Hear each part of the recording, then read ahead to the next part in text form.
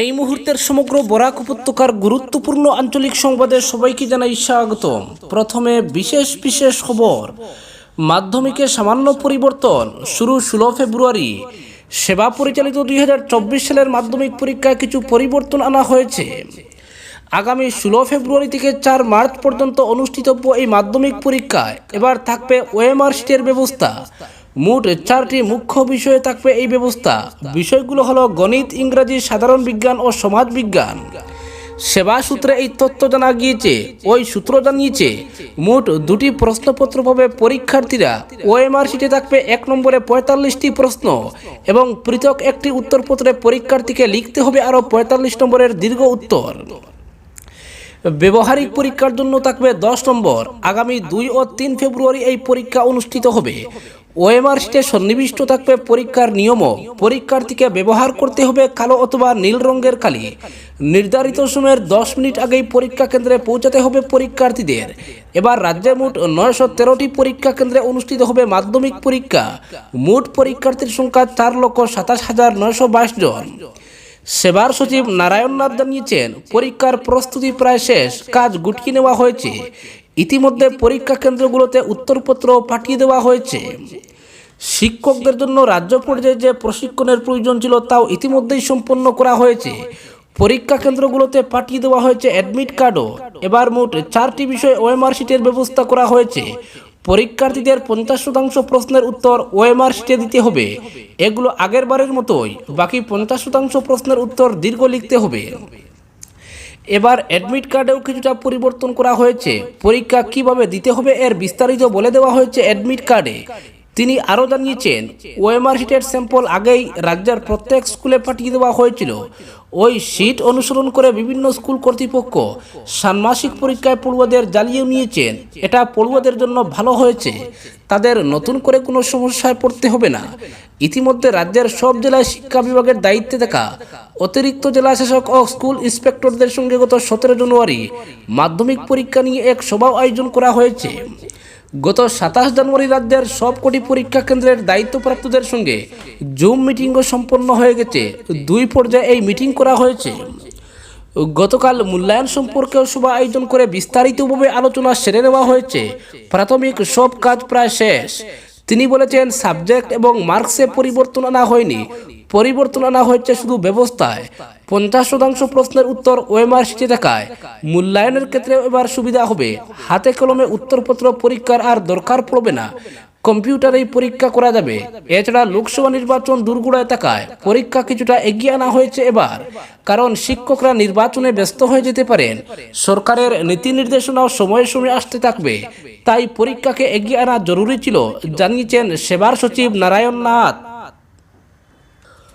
অপরদিকে 4 ফেব্রুয়ারি আসামের road show মোদির 10,000 কোটির বিভিন্ন প্রকল্পের আনুষ্ঠানিক শিলান্যাস প্রধানমন্ত্রীর।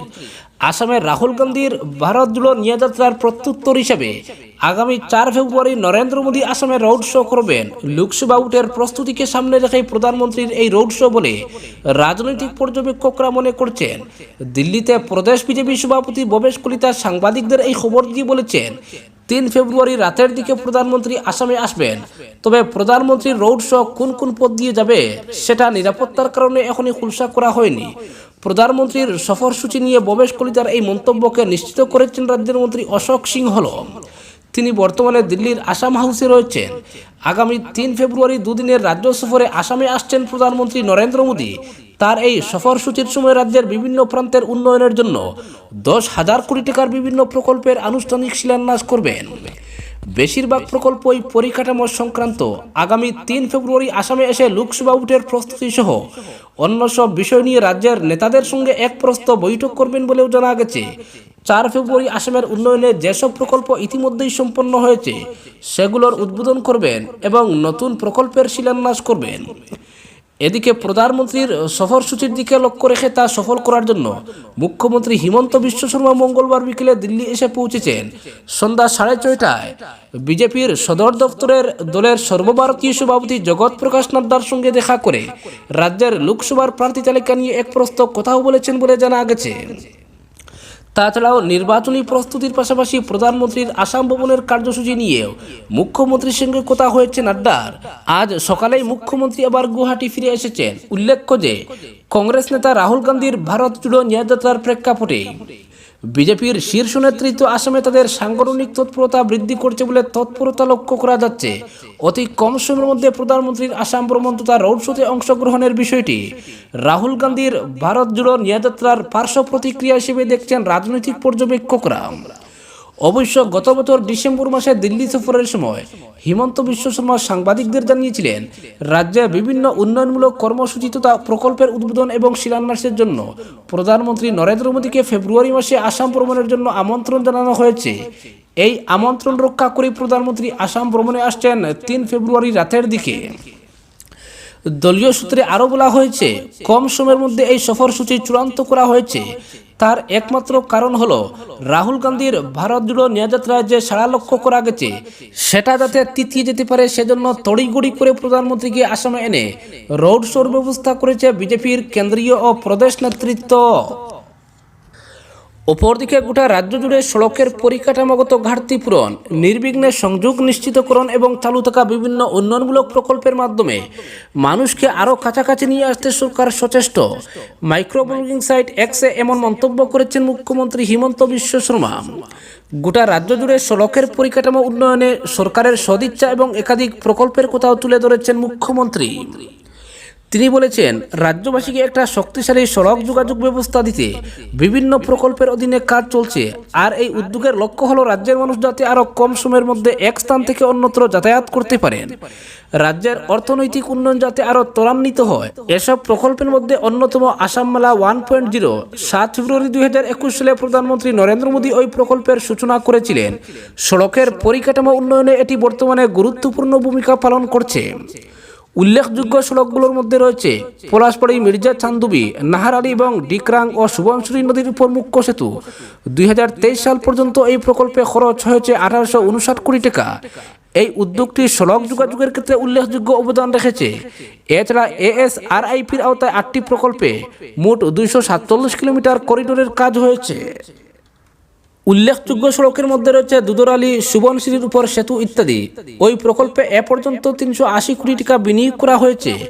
আর এটা রাজ্যের সড়ক যোগাযোগ উন্নত করতে সরকার কতটা সচেষ্ট সে কথাই বয়ান করেছে বলেছেন মুখ্যমন্ত্রী।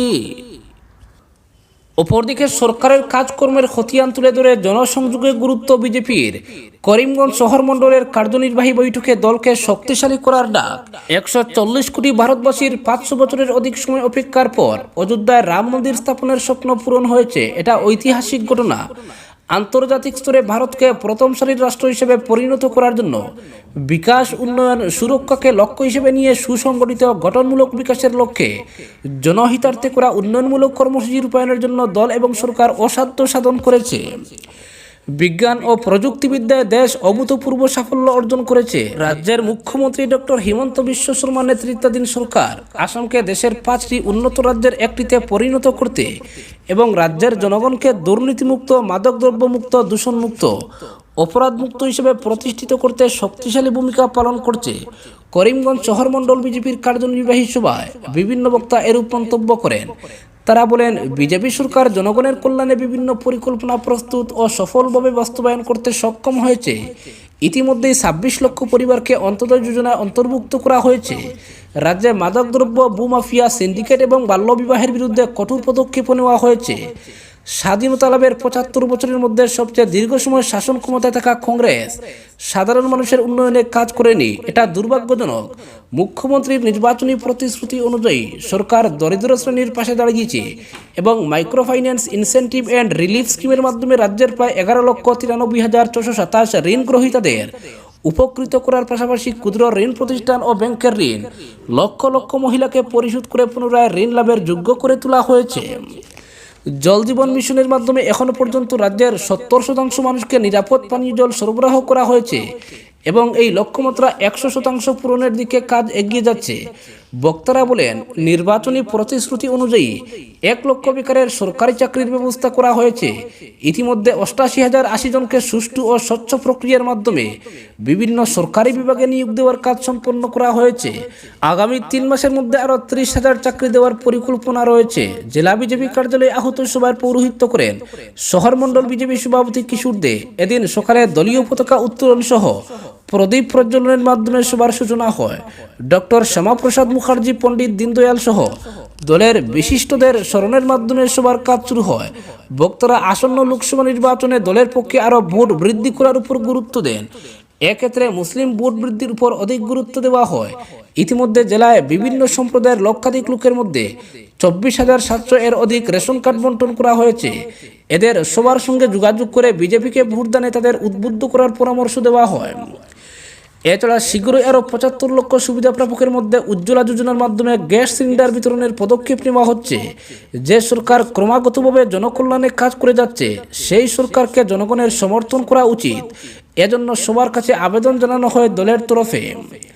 নির্বাচনকে সামনে রেখে আগামী 1 সপ্তাহের মধ্যে দলের সব সাংগঠনিক কাজকর্ম সম্পন্ন করা সহ পৃষ্ঠা প্রমুখদের নির্বাচন সেরে নিতে বলেন বিভিন্ন বক্তা। সভায় বক্তব্য রাখেন মণ্ডল সভাপতি কিশোর দে ছাড়াও জেলা বিজেপি সভাপতি সুব্রত ভট্টাচার্য, এএসটিসি চেয়ারম্যান মিশন রঞ্জন দাস, পৌরপতি রবীন্দ্র দেব, মণ্ডল সহসভাপতি শ্যামল চক্রবর্তী, জেলা সাধারণ সম্পাদক দিলীপ দাস, মণ্ডল সাধারণ সম্পাদক দীপজয় দাস ও জগদীশ রায়, অপরূপ দাস প্রমুখ। পৌরসভার দলীয় ওয়ার্ড কমিশনার সহ বিভিন্ন মোর্চার প্রতিনিধিরা এদিনের বৈঠকে উপস্থিত ছিলেন। আজকের বিশেষ সংবাদ এখানেই সমাপ্ত।